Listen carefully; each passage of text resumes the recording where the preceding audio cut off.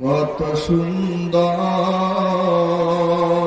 কি করে বুঝাই তুমি,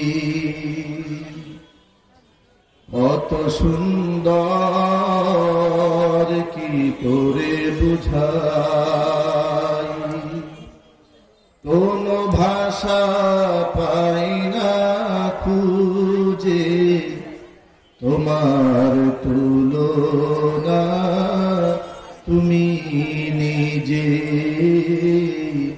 তোমার তুলনা তুমি নিজে। তুমি কত সুন্দর প্রভু, কত সুন্দর কি করে বুঝাই,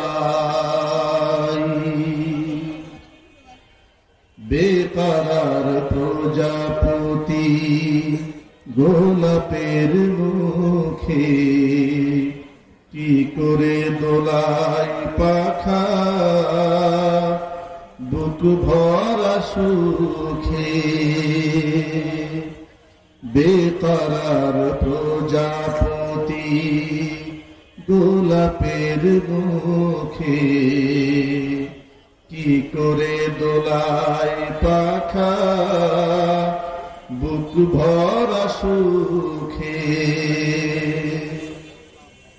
কোন সুখে এত সুখী বুঝে আসে না যে, কোন সুখে এত সুখী বুঝে আসে না যে, তোমার তুলনা তুমি নিজে, তোমার তুলনা তুমি নিজে। তুমি কত সুন্দর কি করে বুঝাই, সাজানো পৃথিবীকে এত মায়া লাগে, এত ভালোবাসাবাসি কেন মনে জাগে, সাজানো পৃথিবীকে এত মায়া লাগে, এত ভালোবাসাবাসি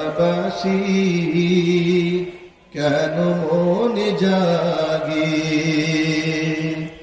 আবার বিরহ ঝরে আখি ভিজে ভিজে, আবার বিরহ ঝরে আখি ভিজে ভিজে, তোমার তুলনা তুমি নিজে, তোমার তুলনা তুমি নিজে। তুমি কত সুন্দর কি করে বুঝাই, তুমি কত সুন্দর কি করে বুঝাই, কোন ভাষা পাই না খুঁজে তোমার তুলনা তুমি নিজে, তোমার তুলনা তুমি নিজে, তোমার তুলনা তুমি নিজে।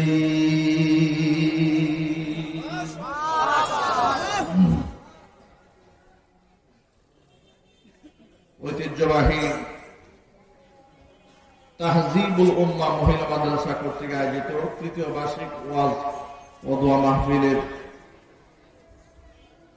আজকের এই পবিত্র আয়োজনের সম্মানিত সভাপতি সাহেব, আমন্ত্রিত হাজারাত উলামায়ে কেরাম, মুরব্বিয়ানে হেজামত এলাকা এবং পার্শ্ববর্তী এলাকার বিভিন্ন প্রান্ত থেকে ছুটে আসা দিন দরদি ইমানদার পরহেজগার মুত্তাকি মুসলিম ভাইরা, পর্দার অন্তরালে আমাদের সকলের শ্রদ্ধা ভাজন পর্দানিশীন মা এবং বোনেরা, মহান আল্লাহ রাব্বুল আলামিনের দরবারে আলিশানে লাখ কোটি শুকরিয়া আদায় করছি যে মহান আল্লাহ তাবারক ওয়া তাআলা মুসলিম উম্মার এই ক্লান্তি লগ্নে হাজারো প্রতিকূলতাকে উপেক্ষা করে করোনাকালীন মহামারীর সময়ে সুস্থতার নিয়ামত দান করে আল্লাহ সুবহানাহু ওয়া তাআলা কোরআনের মাহফিলে বসে কোরআন সুন্নাহ থেকে আলোচনা করার, আলোচনা শোনার সুযোগ আল্লাহ পাক আমাদেরকে করে দিয়েছেন। এজন্য আপনারা খুশি না বেজার? কম না বেশি? উচ্ছ্বসিত কণ্ঠে খুশি মনে মন প্রাণ উজাড় করে আল্লাহ সুবহানাহু ওয়া তাআলার শেখানো ভাষায় শুকরিয়া আদায় করছি। জবান ছেড়ে দিয়ে সকলে একযোগে বলছি আলহামদুলিল্লাহ। রব্বানা লাকাল হামদ হামদান কাসীরা তাইয়িবান মুবারাকান ফীহি। রব্বানা লাকাল হামদু কামা ইয়ানবাগী লিজালালি ওয়াজহিকা ওয়া আযীমি সুলতানিকা। আল্লাহ সুবহানাহু ওয়া তাআলা আজকের মাহফিলকে কবুল করুন। আমিন। এই পাশ থেকে আওয়াজ নাই, এই সাইডে আওয়াজটা দাও তো। মাইকের অপরদিকে কোথায়?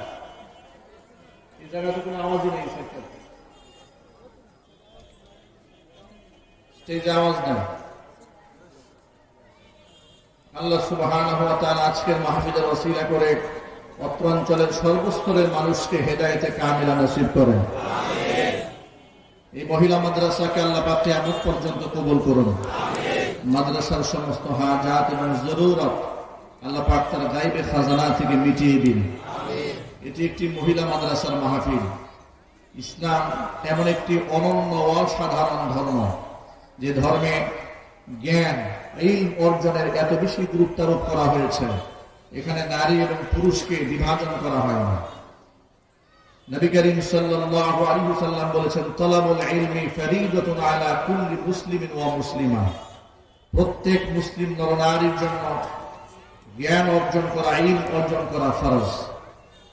এখানে ইলমের গুরুত্ব আরোপ করতে গিয়ে আল্লাহর হাবিব যেভাবে পুরুষকে শামিল করেছেন, সেভাবে নারীকেও শামিল করেছেন। কোরআন মাজিদে আল্লাহ সুবহানাহু ওয়া তাআলা নারী এবং পুরুষের সওয়াবের অধিকারের ব্যাপারে কথা বলতে গিয়ে আল্লাহ পাক বলছেন, মান আমিলা সালিহান মিন যাকারিন আও উনসা ওয়া হুয়া মুমিনুন ফালানুহয়িন্নাহু হায়াতান তাইয়্যিবা ওয়া লানাজজিয়ান্নাহুম আজরাহুম বিআহসানি মা কানু ইয়ামালুন।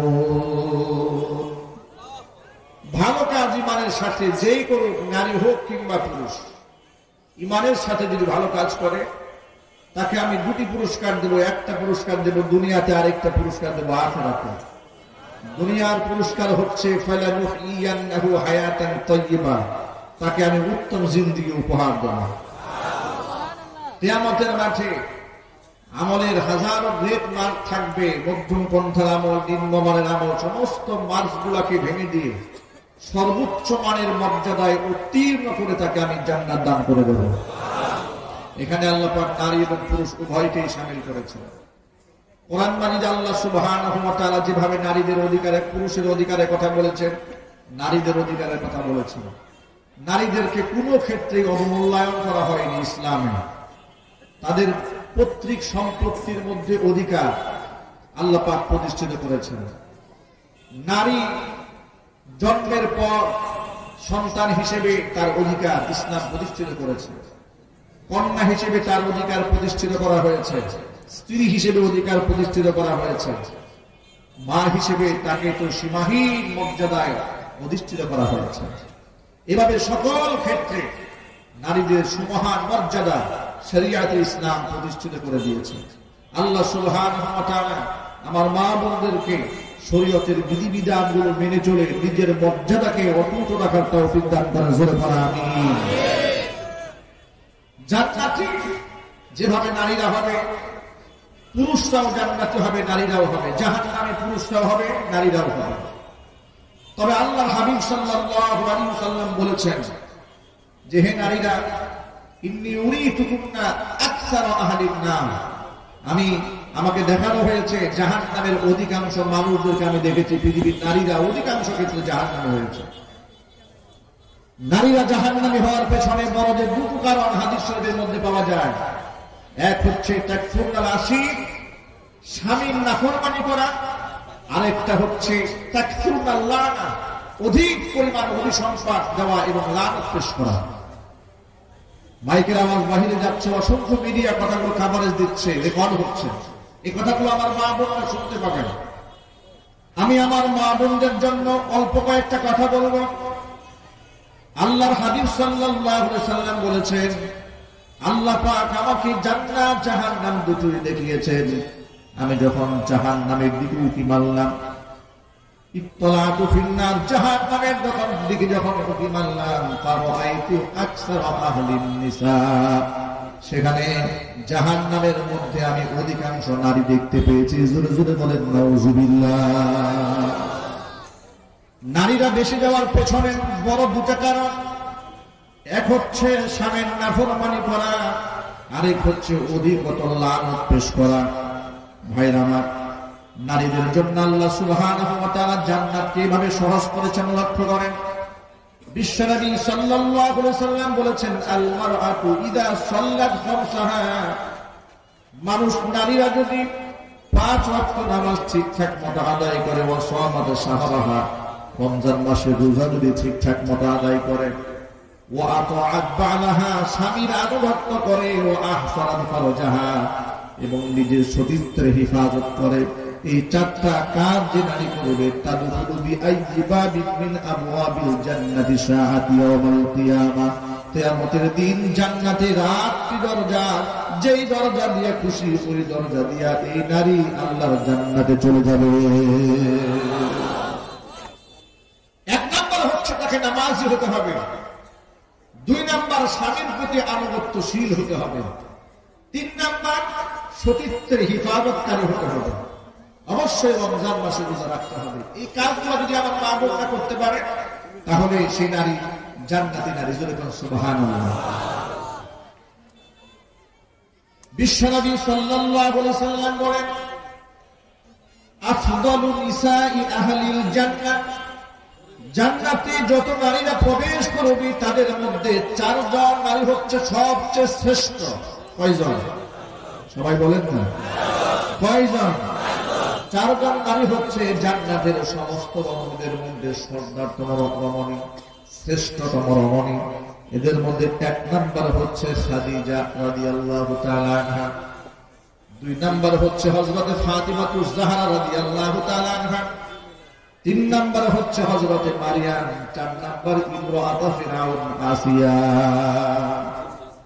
এই 4 জন মহিষী নারী জান্নাতে যত নারীরা ঢুকবেন তাদের মধ্যে 4 জন নারীর মর্যাদা সবার উপরে থাকার কারণটা কি? এই 4 জন নারীর ইতিহাস বলে দেখেন। খাদিজা রাদিয়াল্লাহু তাআলা আনহার মতো স্বামী ভক্ত মানুষ এই জমিনের মধ্যে খুঁজে পাওয়া যাবে না। আল্লাহর নবী সাল্লাল্লাহু আলাইহি সাল্লাম মা খাদিজার ইন্তেকালের পরে এত বেশি কাঁদতেন, আয়েশা রাদিয়াল্লাহু তাআলা আনহা একদিন দুঃখ করে বলে ফেললেন, নবীজি ইন্নাহা কানাত আজুজাতান, একজন বৃদ্ধা মহিলা ছিল খাদিজা, তার জন্য আপনি এত কাঁদেন? এর থেকে উত্তম সুন্দরী রূপবতী গুণবতী নারীকে আল্লাহ পাক আপনার জীবনে উপহার দেয়নি। বিশ্বনবী রহমতের নবী, মায়ার নবী আবেগ আপ্লুত হয়ে বলেছিলেন, ওয়াল্লাহি মা আবদালানি আল্লাহু খায়রান মিনহা। ওয়াইশা শোনো, আমি আল্লাহর কসম করে বলি, খাদিজার চেয়ে উত্তম নারী আল্লাহ পাক আমার জীবনে আর দেয় নাই। আল্লাহর নবী সাল্লাল্লাহু আলাইহি সাল্লাম বলেন, খাদিজার সাথে আমার জীবনে যত বছর সংসার হয়েছে, রাতের আধার দিনের আলোতে যতবার আমি ঘরের মধ্যে এসেছি, অনেক সময় গভীর রজনীতে আমি বাড়ি ফিরতাম, আমি আমার খাদিজার দরজার মধ্যে একবার টুকা দিতে দেরি হয়েছে, সেকেন্ড টাইম দ্বিতীয়বার টুকা দেওয়ার প্রয়োজন হয় নাই। জোরে জোরে বলে সুবহানাল্লাহ। আল্লাহর নবী বলেন, আমি অবাক হয়ে যেতাম, খাদিজা তুমি কি ঘুমাও না রাতের বেলায়?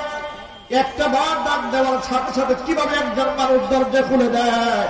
খাদিজা রাদিয়াল্লাহু তাআলা আনহা জবাব দিয়ে বলেছেন, নবীজি আপনি যখন ঘরের বাহিরে থাকেন আমার মন বড় আনচান করে, আমি বড় অস্থির হয়ে যায়।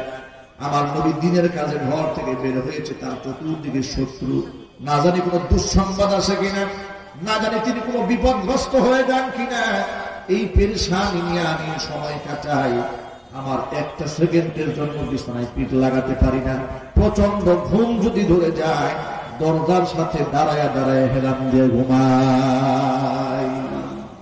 ভাবতে পারে একজন নারী তার স্বামীর প্রতি কতটা শ্রদ্ধাশীল হলে, কতটা আনুগত্যশীল হলে এমন জবাব দিতে পারে।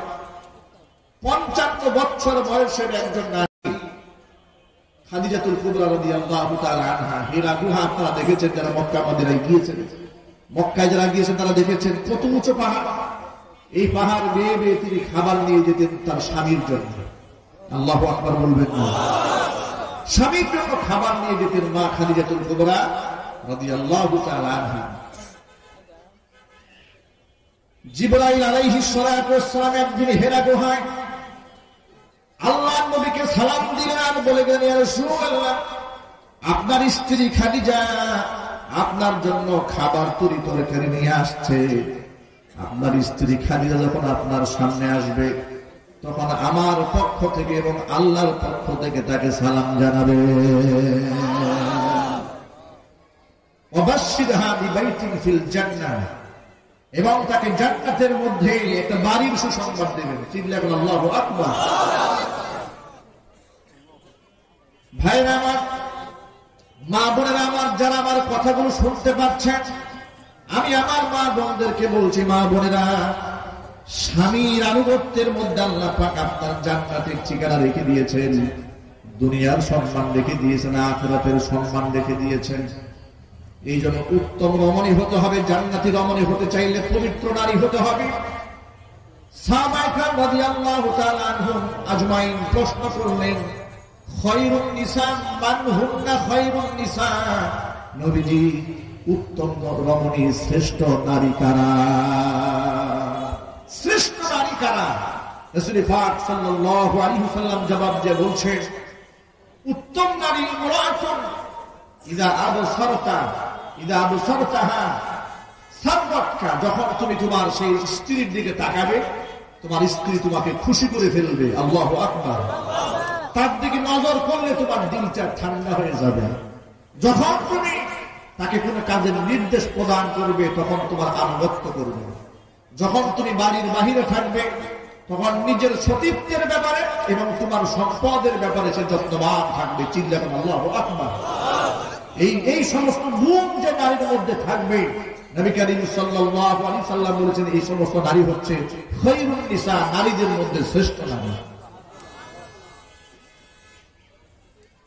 আমি আমার মা বোনদেরকে বলবো, মা বোনেরা, এই জন্য শ্রেষ্ঠতম রমণী হতে চাইলে একদিক থেকে স্বামীর প্রতি আনুগত্যশীল হতে হবে, 2 নাম্বার নিজের নামাজের প্রতি যত্নবান হতে হবে, রোজার প্রতি যত্নশীল হতে হবে।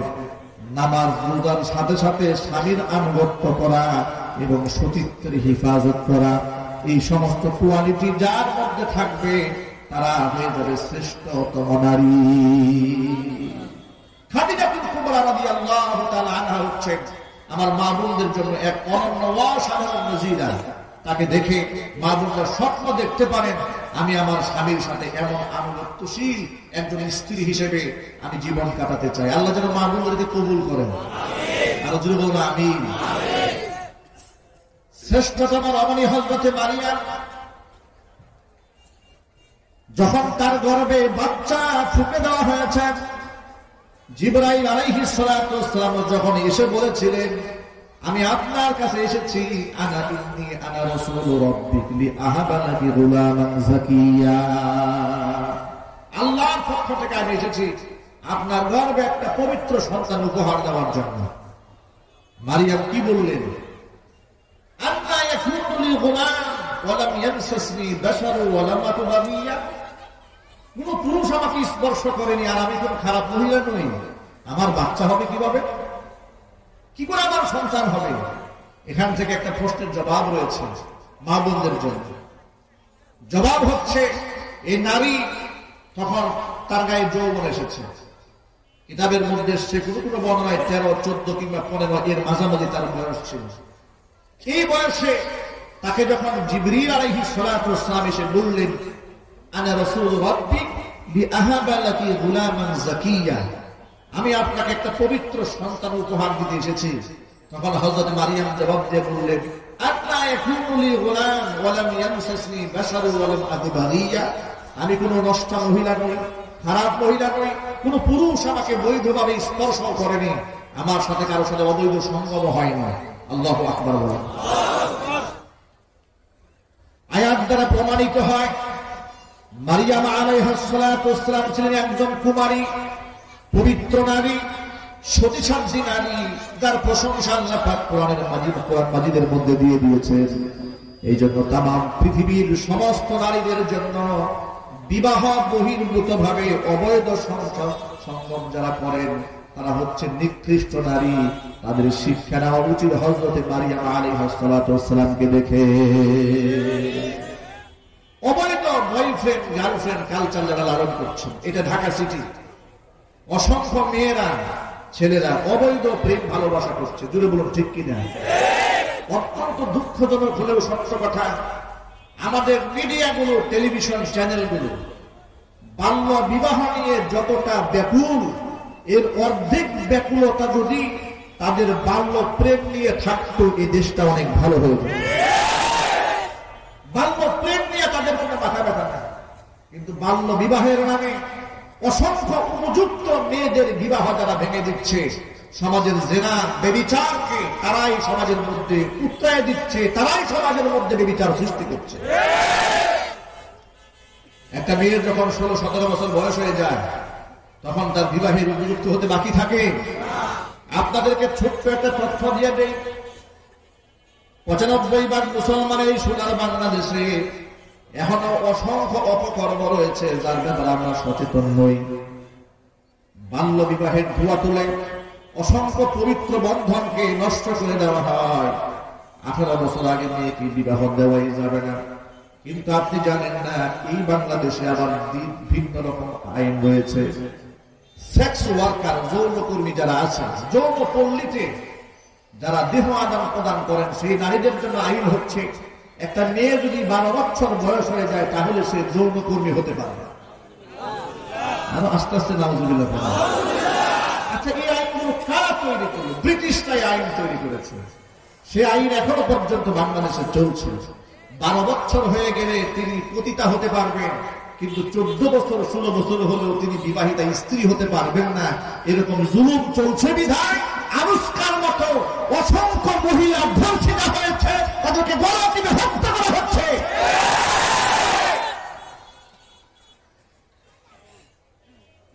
এই জন্য শুধুমাত্র মিষ্টি মিষ্টি কথা বলে আর পক্ষ গরম করে জাতির কোন ফায়দা হবে না।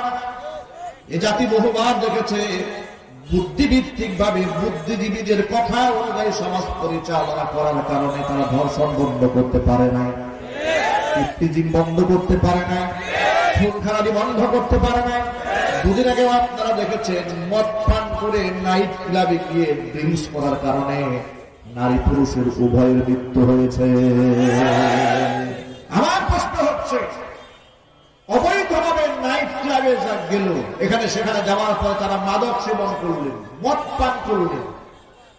সাংবাদিকরা বললেন, ডাক্তাররা বললেন যে বিষাক্ত মদ পান করার কারণে এদের মৃত্যু হয়েছে। আমার প্রশ্ন হচ্ছে, যে সমস্ত বারে এই সমস্ত বিষাক্ত মদ বিক্রি করা হয়, সেখানে যাওয়ার কারণে যদি আমার সন্তানটা মারা যায়, মৃত্যু কোলেতে ধরে পড়ে, তাহলে গোটা দেশ থেকে তো দাবি উঠা উচিত এই সমস্ত মদের দরগুলো রাষ্ট্রীয়ভাবে আইন করে নিষিদ্ধ করতে হবে। কিন্তু এই কথাটা কেউ বলে না। উপরে উপরে ফাঁকা বলি আর মিষ্টি মিষ্টি কথা বলে শুধুই সমালোচনা, কিন্তু মূলে কেউ হাত দেয় না। আসলে মূলে হাত দেবে কারা? বেড়া দিয়েছেন খ্যাত যেন ছাগলে না খায়, কিন্তু খোঁজ খবর নিয়ে দেখা যায় বেড়াই খ্যাত খাওয়া শুরু করেছে। কাকে আপনি দায়িত্ব দেবেন? এই জন্য বুদ্ধিজীবীদের কথা কিংবা কথা সুশীল সমাজের কথায় যদি আমার মা বোনরা চলেন, ওয়েস্টার্ন কালচার লালন করেন, পর্দাহীন জীবনযাপন করেন, তাহলে তাদের কপালে আনুষ্কার মতো নির্মম ভাবে লানতের মালানের জমিন থেকে বিদায় হওয়া ছাড়া আর কোনো উপায় থাকবে না। আমি আমার মা বোনদেরকে বলছি, এই যেটা একটা মহিলা মাদ্রাসা, মহিলা মাদ্রাসার ফায়দা কি শোনে? মহিলা মাদ্রাসা থেকে একজন ছাত্রী জীবনের সবচেয়ে বড় যে অবলম্বনটা গ্রহণ করেন সেটা হলো পর্দা প্রসূকারী জিন্দেগি। আমি মনে করি একটা মা একটা বোন তার জীবনে যা অর্জন করেছে তার থেকে সবচেয়ে বড় অর্জন হচ্ছে নিজের সতীত্বকে টিকিয়ে রাখার জন্য পর্দা নিষেধ জিন্দেগি। এর থেকে বড় অবলম্বন, এর থেকে বড় পুরস্কার, এর থেকে বড় অর্জন একজন নারীর জীবনে আর হতে পারে না। এই কথা সাথে কি আপনারা একমত আছেন? আচ্ছা, আপনারা মনে করেন একজন নারীর গাড়ি আছে, বাড়ি আছে এবং তার বিরাট যশ খ্যাতি আছে, কিন্তু তার মধ্যে সতীত্বের হেফাজত নাই, এই নারীর কোন মূল্য আছে? জোরে বলতে হবে আছে? হ্যাঁ আছে। লম্পটদের কাছে এই নারীর মূল্য আছে, জোরে বলতে হবে ঠিক কিনা? মাতালদের কাছে নারীর মূল্য আছে, নেশাখোরদের কাছে নারীর মূল্য আছে, কিন্তু সত্যবাদী ইমানদার পুরুষের কাছে এমন নিকৃষ্ট মহিলার কোন মূল্য থাকতে পারে না। চারজন জান্নাতের শ্রেষ্ঠতা বরাবরই, একজন হচ্ছে খাদিজা রাদিয়াল্লাহু তাআলা আনহা, একজন হচ্ছে হযরত মারিয়াম আলাইহা সালাতুস সালাম, আরেকজন হচ্ছে ফাতিমাতুজ জাহরা রাদিয়াল্লাহু তাআলা আনহা। যত ভাইরা আমার কথা শুনতে পাচ্ছেন, মা বোনরা বয়ান শুনতে পাচ্ছেন, আমি আমার মা বোনদেরকে বলি, মা বোনেরা আপনারা স্বপ্ন দেখবেন আমি ফাতিমাতুজ জাহরা রাদিয়াল্লাহু তাআলা আনহার মতো জীবন যাপন করব। তিনি জান্নাতি রমণীদের সর্দারিনী, আবেদা জাহেদা, এমন গভীর পর্দানিসীন তিনি ছিলেন, আপনারা শুনে অবাক হয়ে যাবেন। শ্বাসসজ্জা তো নরমাল নেই, তিনি এমনিতেও কখনো তেমন একটা গ্রহণ করতেন না, তবে স্বামীর সামনে পরিপাটি থাকতেন। জোরে বলেন সুবহানাল্লাহ। স্বামীর সামনে তিনি পরিপাটি থাকতেন। আমাদের দেশের মা বোনদের অবস্থা হচ্ছে স্বামীর সামনে থাকে কাজের বুয়ার মতো, ঠিক কিনা? স্বামী তার চেহারার দিকে তাকালেই মেজাজটা খারাপ হয়ে যাবে। আর যখন বান্ধবীর বাসায় যাবে, এরপরে ফুফাতো বোনের বিয়েতে যাবে, খালাতো বোনের বিয়ের অনুষ্ঠানে যাবে, তখন দেখবেন এত সাজুগুজু করবে যে বেচারা স্বামী এত কষ্ট করে তাকে গহনা দিয়েছে, তাকে পরে দেখায় না, কিন্তু রিক্সাওয়ালাকে ঠিকই দেখাচ্ছে। এরকম মনে হয় এই অঞ্চলে হয় না? রিক্সাওয়ালাকে দেখাচ্ছে, কুলি মজুর ঠেলাওয়ালাকে দেখাচ্ছে, অত্র অঞ্চলের সমস্ত মানুষকে দেখাচ্ছে। এই শ্বাস সজ্জা কি পরপুরুষকে দেখানোর জন্য? জোরে বলুন। আচ্ছা, একটা মানুষ, আপনারা কষ্ট পাচ্ছেন না? বিবেকের দুয়ারে প্রশ্ন করেন। আপনি একটা স্মার্ট ছেলে, ধরে নিলাম আমি 1 সেকেন্ডের জন্য, আপনার যুক্তিতে আপনার তর্ক, আপনি আপনার স্ত্রীকে সুন্দর করে সাজিয়ে গুজিয়ে মোটর বাইকে উঠিয়ে কিংবা রিক্সার বাম পাশে বসিয়ে আপনি গোটা শহর যখন টহল দিচ্ছেন, আপনার বিবেক কি একটা মানুষদের জন্য ধরে না এই সমাজের মধ্যে ভালো মন্দ, খারাপ মেজাজি, বদমেজাজি, কত রকম মানুষ সমাজের মধ্যে বসবাস করে? কথা বলছি, সবাইকে আপনার স্ত্রীর দিকে কি রহমতের নজরে তাকিয়েছে? মহব্বতের নজরে তাকিয়েছে? অত্যন্ত শ্রদ্ধার সাথে তাকিয়েছে? কত মানুষ কত বাজে চিন্তা করেছে। এই যে একজন পুরুষকে আপনি গুনাহগার বানালেন, অসংখ্য মানুষের অন্তরের মধ্যে শয়তানি ওয়াসওয়াসা সৃষ্টি করে দিলেন, এই জন্য দায়টা কার? একটু কি ভেবেছেন? আপনার স্ত্রীকে দেখে কে শীষ দিল, আপনি তেলে বেগুনে জ্বলে উঠলেন, বীর বাহাদুরের মতো আপনি প্রতিবাদ করার জন্য দাঁড়ালেন।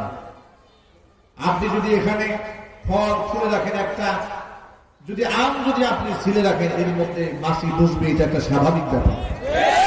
কথা বলেন ঠিক কিনা? খাবার আপনাকে ঢেকে রাখতে হবে, ঢেকে না রাখলে ধুলাবালি আসবে, ময়লা আসবে, মাছি আসবে। আপনি আপনার স্ত্রীটাকে যদি অবাধে খোলামেলা করে রাস্তায় আপনি হাঁটান, অসংখ্য লম্পট এই সমাজে ঘুরে বেড়ায়, অনেক মাদক সেবী আছে, মাদকাসক্ত আছে, তারা ঘুরে বেড়ায়, তাদের চরিত্রের কোনো বাধাই নাই। তারা আপনার স্ত্রীকে দেখে অনুপ্প দৃষ্টিতে তাকাবে এবং সুযোগ পেলে আপনার অনুপস্থিতির ধর্ষণ করার চেষ্টা করবে। এই জন্য ধর্ষণের এই পরিবেশটা আপনি সৃষ্টি করলেন। ধর্ষণের সৃষ্টি তো আর আলেমরা করে নাই। আজকে সমাজে যে সমস্ত বুদ্ধিজীবীরা গোটা দেশের মধ্যে যখন ধর্ষণ মহামারী দেখা দিয়েছিল, যারা বলেছিল ওয়াজ মাহফিলের কারণে নাকি দেশে ধর্ষণ বেড়েছে, নাউযুবিল্লাহি মিন যালিক। এমন একটা ঘটনা বাংলাদেশে খুঁজে পাওয়া যাবে না কোন আলেমের বয়ান শুনে তারা ধর্ষণ করতে মনে চেয়েছে, কিন্তু যারা নোংরা নোংরা ওয়েব সিরিজ বানিয়ে এই যুবকদের চরিত্রকে বরবাদ করে দিচ্ছে, এই সমাজটাকে ধ্বংসের দ্বার প্রান্তে যারা পৌঁছে দিচ্ছে, অবৈধ প্রেম ভালোবাসাকে নাটকে, সিনেমাতে, সিরিয়ালে প্রমোট করে আমার এই তরুণ তরুণী প্রজন্মের ভাইদেরকে বোনদেরকে ধ্বংসের দ্বার প্রান্তে পৌঁছে দিচ্ছে। আমি মনে করি দেশের প্রত্যেকটা ধ্বংসনের জন্য এই সমস্ত মিডিয়া কর্মীদেরকে জবাবদিহিতার কাঠগড়ায় দাঁড়াতে হবে। এরাই সমাজের মধ্যে নোংরামি এবং অশ্লীলতা ছড়িয়ে দেয়। এরা আবার সুযোগ পেলে বুরকার বিরুদ্ধে কথা বলে, যদি বলেন ঠিক কিনা? এরাই সুযোগ পেলে বুরকার বিরুদ্ধে কথা বলে। আলেমরা যখন নারীদের পর্দার কথা বলেন তাদের বড় অ্যালার্জি শুরু হয়ে যায়। অ্যালার্জির পিছনে যথেষ্ট কারণ আছে। তখন তারা নারীদের অধিকারের নামে নারীদেরকে যেমন খুশি তেমন রাস্তায় চলার পক্ষে বক্তব্য দাঁড় করা। এর পেছনে কারণটা শুনে পৃথিবীর কোন শিয়াল মুরগি একজন গৃহস্থের ঘরের মধ্যে বন্দী থাকবে, পৃথিবীর কোন শিয়াল এটা চায় না। শিয়াল চায় মুরগির স্বাধীনতা। যদি বলতে হবে ঠিক কিনা? কয়েকদিন আগে ফেসবুকে দেখলাম মুরগি শিয়ালের পিঠে 3টা মুরগি নিয়ে শিয়াল মিছিল করছে যে আমরা এই মূর্তির এই মুরগির বন্দি সারা আর দেখতে চাই না বাংলাদেশে, আমরা তাদেরকে স্বাধীন দেখতে চাই। আপনারা বলেন শিয়াল যখন মুরগির স্বাধীনতার স্লোগান দেয় এর মধ্যে রহস্য আছে না? যদি বলতে হবে আছে না? বিরাট রহস্য থাকে। তথাকথিত সুশীল সমাজ নারী স্বাধীনতার নামে, নারীর ক্ষমতার নামে, নারীর অধিকারের নামে যখন বুরকার বিরুদ্ধে কথা বলে তাদের বিরাট দুর্বিসন্ধি থাকে। তারা এই নারীকে ভোগ করার এক নির্দিষ্ট মন মানসিকতা এদের কলিজার মধ্যে থাকে। এই জন্য আমার মা বোনদেরকে বলবো, মা বোনেরা, ওদের পাতানো ফাঁদের মধ্যে পা দেওয়া যাবে না। ধ্বংস হবে দুনিয়া, ধ্বংস হয়ে যাবে আখিরাত। আমি আমার মা বোনদেরকে মা সম্বোধন করে বলছি, আজকে যারা অবৈধ প্রেম ভালোবাসা করে বয়ফ্রেন্ডের বগল দাবা করে পার্কে পার্কে ঘুরে বেড়া, একটুখানি বিবেকটা খাটান। আজকে আপনি তার যৌন দাসীর পরিণত হয়েছেন। বয়ফ্রেন্ড গার্লফ্রেন্ড মানেটা, বয়ফ্রেন্ডের কাছে একটা গার্লফ্রেন্ড যৌন দাসী ছাড়া আর কিছু না। চিল্লায় বলেন ঠিক কিনা? আপনি কি করে ভাবলেন আপনার বয়ফ্রেন্ডের চরিত্র সম্পর্কে আপনার ধারণা নাই? যিনি আপনাকে বিবাহ ছাড়াই তার বেডরুমে নিয়ে যেতে চাইছে আপনার বন্ধু হবে কি করে? সে শত্রু ছাড়া কি হলো? আর আপনি তার উপর ভরসা করে আছেন। বিবেকটা কাজে লাগা। আপনি তো মায়ের বাপ, আপনার তো বিরাট সম্মান। আজকে আপনি আপনার বয়ফ্রেন্ডের যৌন কর্মী হয়ে আছেন, যৌন ক্ষুধা নিবেদনের জন্য পাত্রী হয়ে আছেন। কিন্তু সেদিন তো বেশি দূরে নয়, আপনি তো পৃথিবীর সবচেয়ে সম্মানিত স্থান, মায়ের স্থানটা দখল করবেন। আপনার সন্তানের দৃষ্টিতে আপনি কোন কাতারে দাঁড়াবেন? কথা বলেন ঠিক কিনা? কোন লজ্জা আপনি আপনার সন্তানের সামনে দাঁড়াবেন? আপনি এই জন্য আমি আমার মা বোনদেরকে বলছি, মা বোনেরা, সময় আছে এখনো নিজেকে শুধরাবার, সময় আছে এখনো নিজেকে গুছিয়ে নেওয়ার। এখনই তওবা করেন। আজকের এই বয়ানের সাথে সাথে আপনি তওবা করে নেন। আল্লাহ পাক আমার মা বোনদেরকে খাস পর্দা করার তৌফিক দান করুন। জোরে করে আমিন। শুধু মা বোনদেরকে দায়িত্ব দিলে হবে না, যত পুরুষ ভাইরা এখানে আছেন আমাদের সকলের দায়িত্ব আছে না নাই? আর যদি বলেন, আল্লাহর হাবিব বলেন, আলা কুল্লুকুম রাঈন ওয়া কুল্লুকুম মাসউলুন আন রাইয়াতিহি। তোমরা প্রত্যেকেই দায়িত্বশীল, প্রত্যেকের দায়িত্বের ব্যাপারে কিয়ামতের ময়দানে আল্লাহর আদালত তোমাকে জবাবদিহিতা করতে হবে।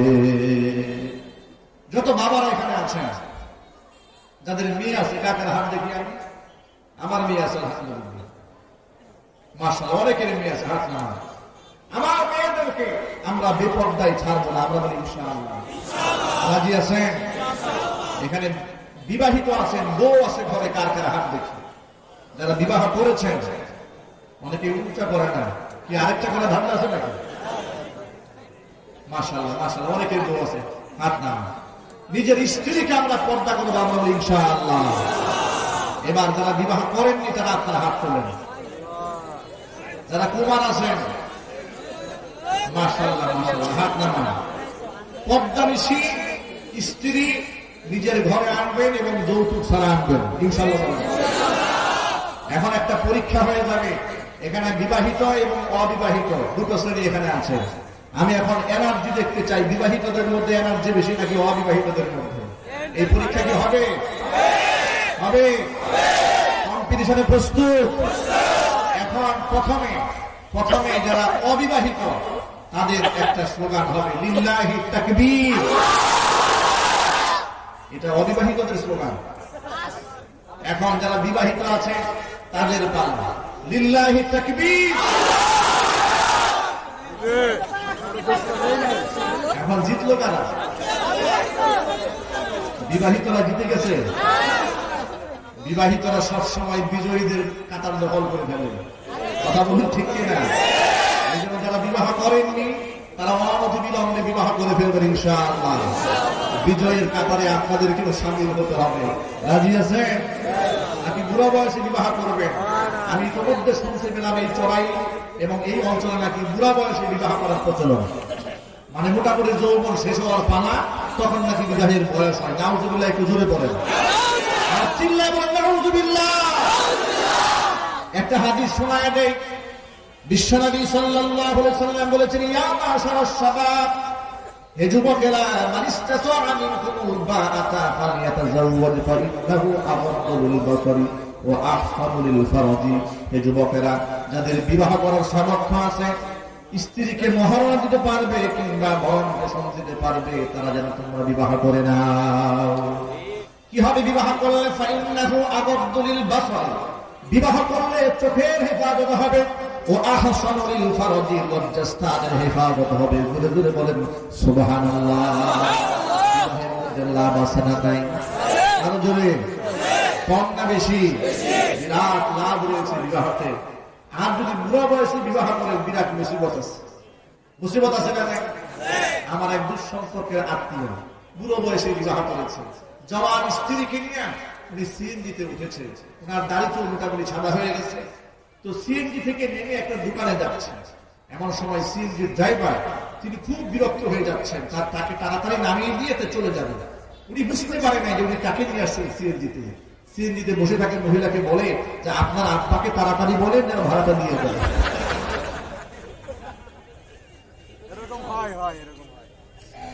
এই যে অবস্থা সৃষ্টি হয়েছে, এই কঠিন পরিস্থিতির জন্য দায়ী কি?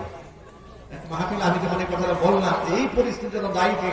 এক যুবক দাঁড়িয়ে বলে, হুজুর এই জন্য রেলমন্ত্রী দায়ী।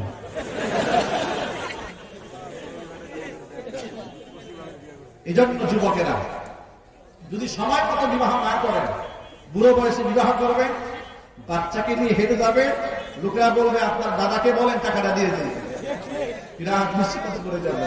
এই জন্য যৌবনকালে খুব দ্রুত বিবাহ করতে হবে এবং অবশ্যই যৌতুকবিহীন বিবাহ হবে এবং দিনদার ইমানদার পাত্রী দেখেই বিবাহ করতে হবে। আমরা বলি ইনশাআল্লাহ।